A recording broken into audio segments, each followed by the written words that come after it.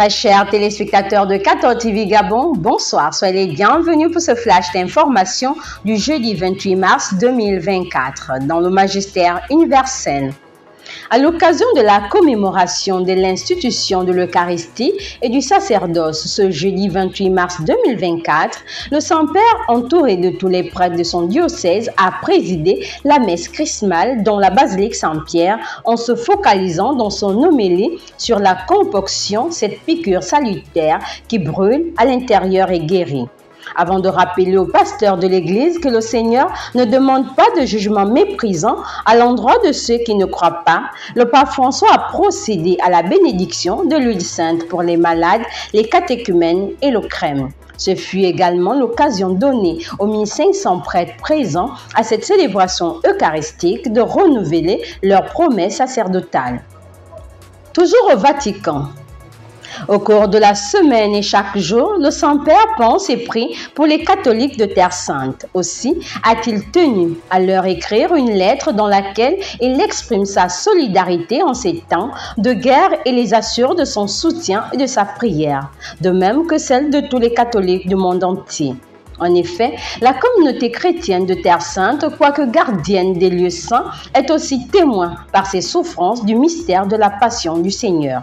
C'est en ce sens que le pape François les encourage à demeurer sur la terre du Christ et à rester les flambeaux allumés dans la nuit. Église en marche. Débuté le mardi 19 mars 2024 au siège de l'Association des scouts et guides catholiques du Gabon par une prise de contact et une enquête de moralité aux stagiaires aux formations premier et second degré. Ce jeudi 26 mars, la formation s'est poursuivie par un sous-thème de la gestion administrative d'une unité comprenant la meute, la troupe, le poste et le clan. Il a été aussi question d'une session portant sur les tranches d'âge dans le scoutisme et le guidisme. L'après-midi a été consacré à la célébration du sacrement de la réconciliation. Demain, vendredi 29 mars 2024, vendredi saint de la célébration de la Passion du Seigneur, tous les stagiaires, les membres et tous les responsables entourés de leur aumônier national, l'abbé Serge Patrick Mabikassa, pour un camp scout à Ayémé-Maritime. Journée de prière pour les chrétiens persécutés au sanctuaire Notre-Dame du Gabon.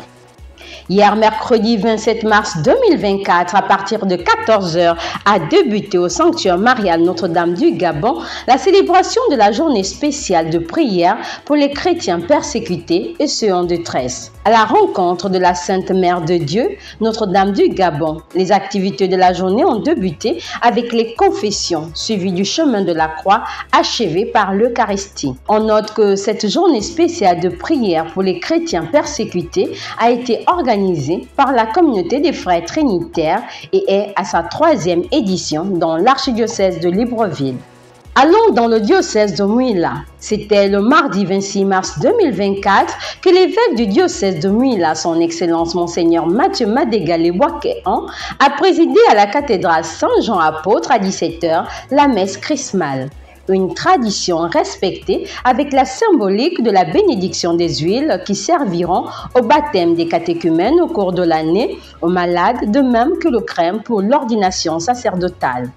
Un autre moment fort de cette Eucharistie a été le renouvellement des promesses sacerdotales des prêtres dont il a la charge.